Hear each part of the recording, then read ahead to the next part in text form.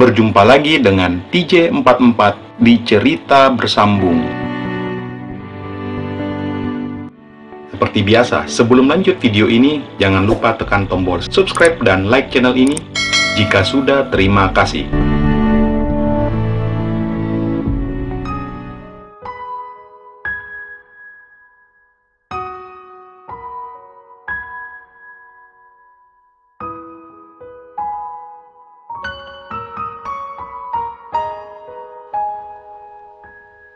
Akhirnya Pak Putu mengantar Mita pulang.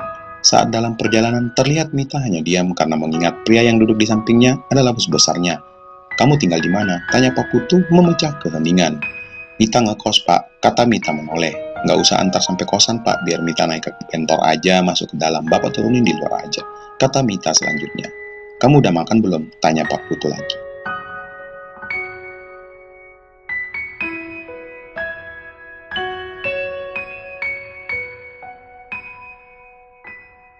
"Belum Pak, tapi biar Mita makan di kosan aja nanti," jawab wanita membuat Pak Putu menoleh sekilas. "Ya sudah, kita pergi makan dulu," kata Pak Putu. "Nggak usah Pak, biar Mita makan di kosan aja."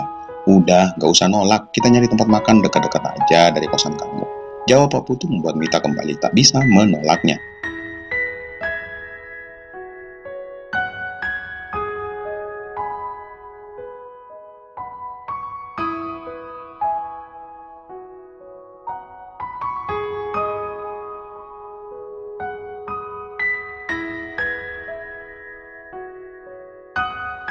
Seminggu kemudian, "Selamat siang, welcome to Jeko."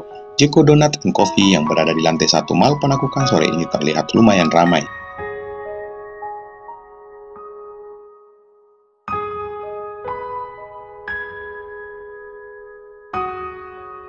Dua orang gadis sedang berjalan menuju salah satu kasir. Lu berdua, lu orang mau pesan apaan?"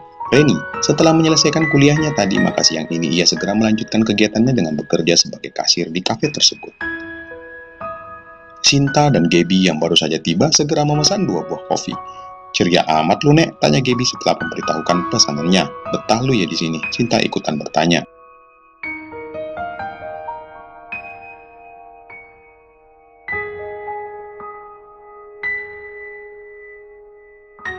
"Hehe, ya dibetah-betahin aja Nek, lagian kerjaannya juga enak kok," jawab Reni yang siang ini memakai sebuah topi coklat dengan logo Jeko dan juga memakai kaos seragam berkerah berwarna hitam. Juga menggunakan celemek coklat dengan tercetak bagian depan logo kafe itu.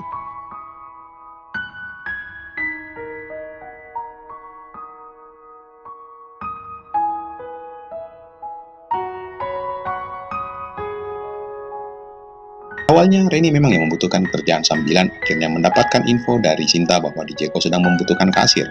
Maka Reni memberanikan diri dengan modal ijazah SMA-nya melamar di kafe tersebut. Tak butuh lama, Reni pun diterima bekerja di kafe itu dan Reni memohon kalau bisa shiftnya mengikuti jadwal kuliahnya. Awalnya pihak kafe tidak menyetujui, namun karena Reni memohon dan memberikan penjelasan bahwa waktu ngampusnya juga dari pagi hingga sampai jam 2, maka store manager kafe itu pun menyetujui permintaan gadis itu, karena di sini sore masuknya jam 3.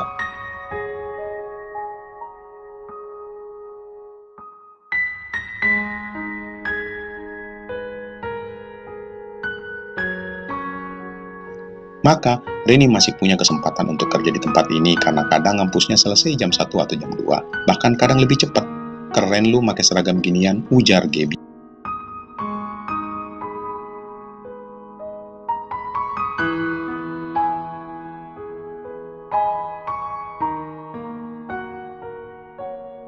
"Udah berisik lu pade, keburu bos gua datang, mending lu duduk no sana," ujar Reni di depan komputer sambil jarinya menekan-nekan tools di depannya. Akhirnya kedua gadis itu memilih salah satu meja tempat ia menghabiskan waktu sambil menemani Reni yang sedang bekerja.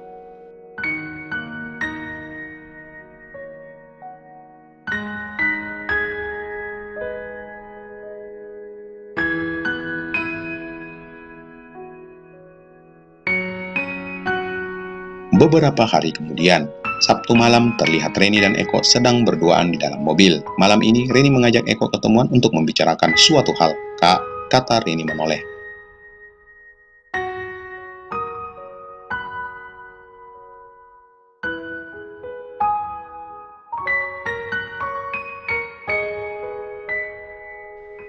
"Ya Ren, ada apa?" ujar Eko. Mereka berdua sedang nongkrong di tempat biasa, Anjungan Pantai Losari, dan mereka memilih tidak turun dari mobil.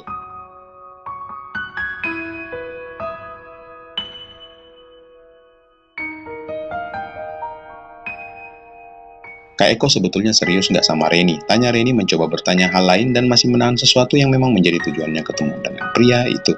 "Serius lah Ren, astagfirullah, bisa-bisanya lo nanya kayak gitu," ujar Eko.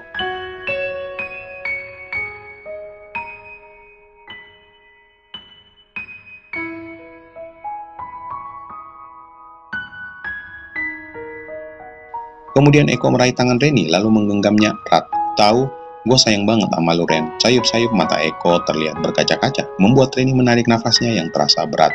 "Kok Kak Eko nangis?" tanya Reni pelan.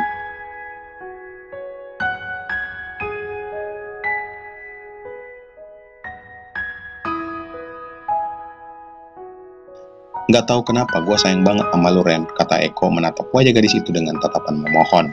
"Iya, nggak usah cengeng gitu Kak, lagian Reni nggak kemana-mana kok," ujar Reni yang kembali mengurungkan niatnya untuk mengatakan suatu hal. "Habisnya kok gue ngerasa lu bakalan minta pisah sama gue," kata Eko menunduk sambil menahan gejolaknya. "Udah deh Kak, nggak usah mikir macem-macem," kata Reni membalas genggaman tangan pria itu. Mereka terdiam.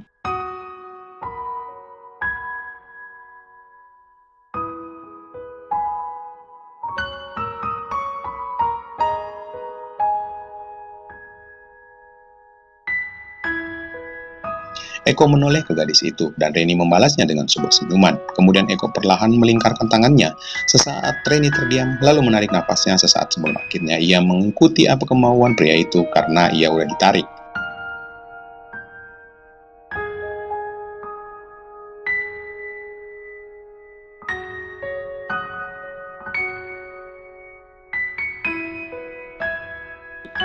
Reni merasakan rambutnya dielus oleh Eko. "Kak," ujar Reni pelan saat Eko mulai perlahan menariknya.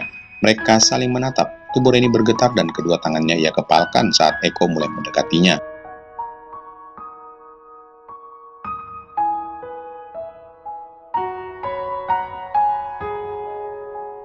Reni menatap tajam wajah pria itu yang sudah memejamkan kedua matanya. Kemudian gadis itu tersadar saat pria itu sudah berjarak beberapa senti.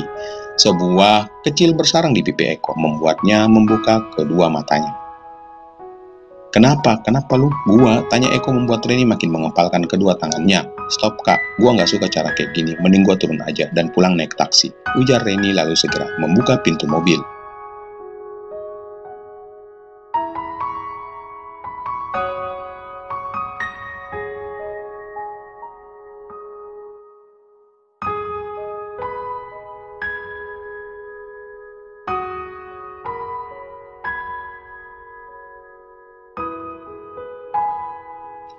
"Ren," belum sempat pria itu menahannya, Reni sudah pergi dan melangkah jauh dari mobilnya. Pria itu meneteskan air mata sambil menatap kepergian gadis itu.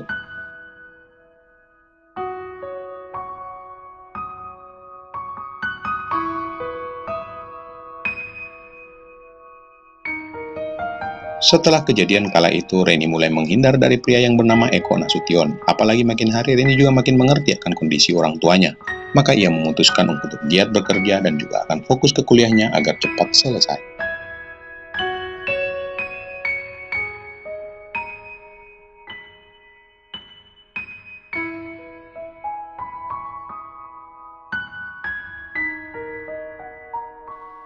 Karena biar bagaimana, salah satu mimpinya itu adalah menjadi seorang sarjana. Tiap malam setelah ia sampai rumah, ia langsung memilih untuk tidur cepat. Maka dari itu, ia belum sempat menghubungi Aji sesuai dengan arahan dari Sinta sebelumnya.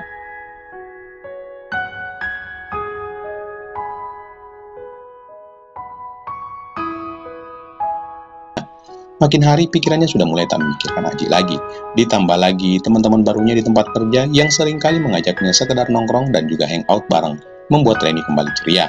Tak terasa, akhir bulan tinggal beberapa hari lagi, berarti waktunya terima gaji. Reni tak sabar untuk hari penerimaan gaji, dikarenakan ia ingin membuktikan kepada orang tuanya bahwa ia sudah bisa menjadi orang yang punya penghasilan sendiri. Seharian di tempat kerja saat kebetulan memang kampusnya lagi libur, tak hentinya gadis itu melempar senyuman saat melayani semua pelanggan di Cafe Jeko.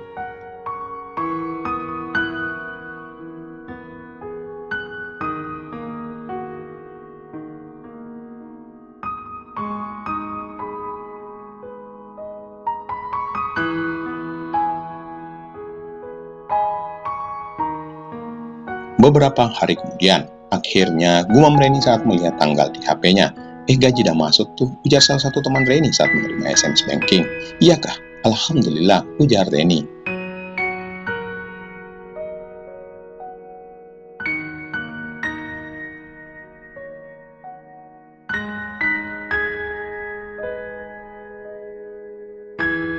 Jadi bentar malam bisa nonton bareng lagi nih, ujar teman lainnya sesama kasir. Terlihat Reni senyum-senyum sendiri dan tersabar ingin cepat-cepat pulang.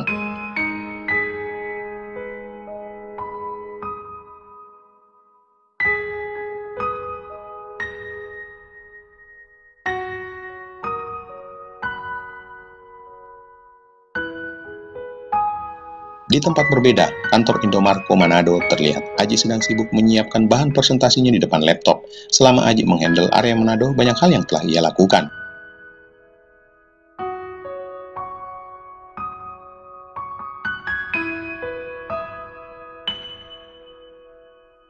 Terbukti terjadinya pertumbuhan yang signifikan di areanya. Walaupun ia sibuk bekerja, ia tak pernah lupa menelpon Mita dan Dea tiap malam hanya sekedar ngobrol dan bertanya kabar masing-masing. Begitu juga dengan para timnya. Terlihat semua timnya makin semangat dalam bekerja karena adanya Aji.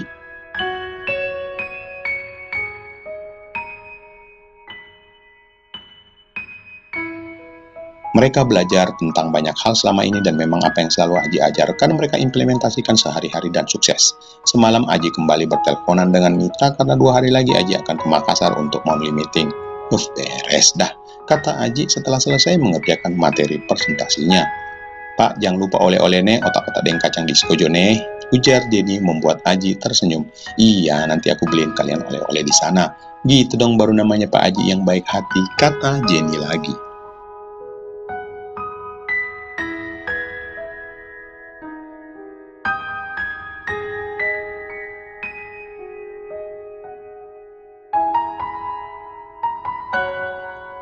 Ada-ada aja kamu Jen, kata Aji tersenyum. Oh iya Pak, bulan depan kata admin-admin di daerah Jawa akan ada konsolidasi di Bogor ya? Tanya Jenny lagi. Ah, masa sih? Kok aku belum dapat info? Ujar Aji mengerjitkan alisnya.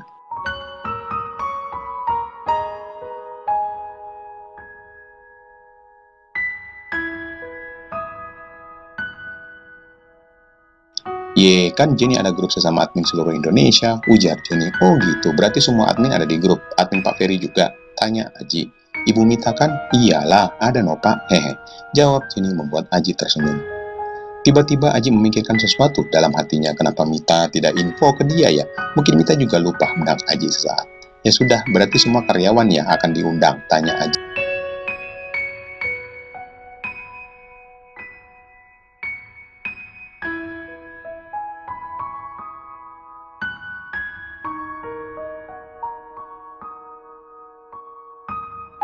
Iya Pak, cuma sampai level admin sih Pak, jawab Jenny.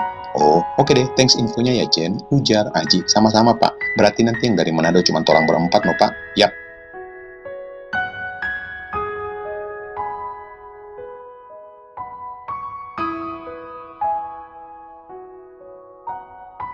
Kembali pria itu menyibukkan dirinya di depan laptop dan terlihat Jenny sedang menyetel sebuah lagu dari komputernya yang tersambung dengan 2 speaker aktif.